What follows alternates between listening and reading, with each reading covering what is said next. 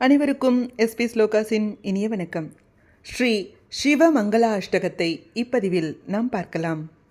ஸ்ரீ குருப்யோ நமஹ.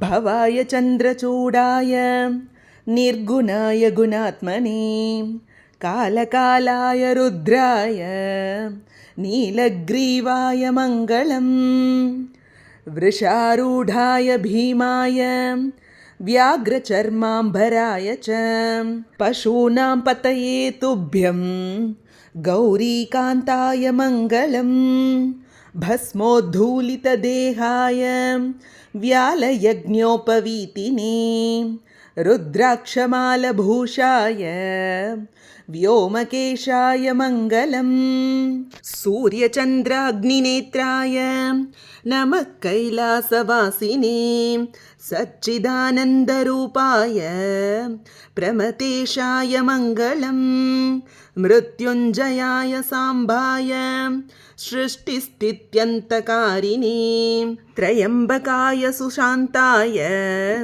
त्रिलोकेशाय मङ्गलं गङ्गाधराय सोमाय नमो हरिहरात्मने उग्राय त्रिपुरग्नाय वामदेवाय मङ्गलं सद्योजाताय शर्वाय दिव्यज्ञानप्रदायिने ईशानाय नमस्तुभ्यं पञ्चवक्त्राय मङ्गलं सदाशिवस्वरूपाय नमस्तत्पुरुषाय च अघोराय च घोराय महादेवाय मङ्गलम् मङ्गलाष्टकं एतद्वै शम्भोर्यः कीर्तयेद्दिने तस्य मृत्युभयं नास्ति रोगपीडाभयं तथा इति श्रीशिवमङ्गलाष्टकं सम्पूर्णम्.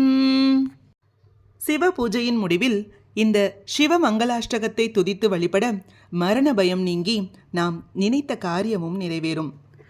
இது போன்ற ஆன்மீக விஷயங்களுக்கு மறக்காம நம்ம சேனலை சப்ஸ்கிரைப் பண்ணிக்கோங்க. நல்லதே நடக்கட்டும், நன்மையே பிறக்கட்டும். நன்றி, வணக்கம்.